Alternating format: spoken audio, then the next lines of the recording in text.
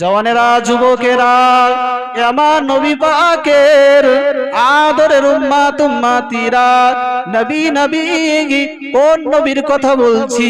নবী নবী কানে শুনে বাবা, চোখে দেখি নাই, আল্লাহ রাসূল জানিয়ে দিলেন।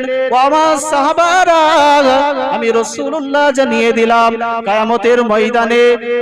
কিয়ামতের ময়দানে সমস্ত নবী রাসূলরা ইয়া নাফসি করতে থাকবে, সমস্ত উম্মত উম্মতিরা ইয়া নাফসি করতে থাকবে। গুনাহগার উম্মত উম্মতিরা ছুটে ছুটে নবী আদম আলাইহিস সালামের কাছে যাবে।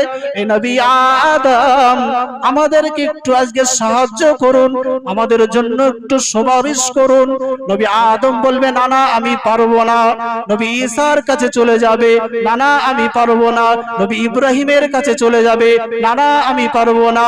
নবী ইউসুফের কাছে চলে যাবে, না না আমি পারবো না। নবী মুসার কাছে চলে যাবে, না না আমি পারবো না।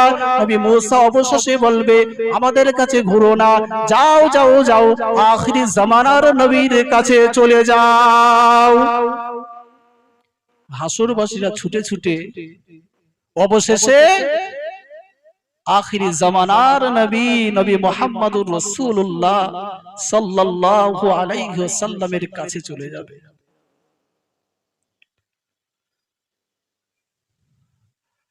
আল্লাহ নবী সাল্লাল্লাহু আলাইহি ওয়াসাল্লাম অবশেষে গুনাহগার উম্মত উম্মতিদেরকে শাফায়াত করে সুপারিশ করে আল্লাহর দয়ার জান্নাতে নিয়ে যাবেন। জোরে বলুন সুবহানাল্লাহ। আমার রাসূল শাফায়াত করে গুনাহগার উম্মত উম্মতিকে জান্নাতে নিয়ে যাবে।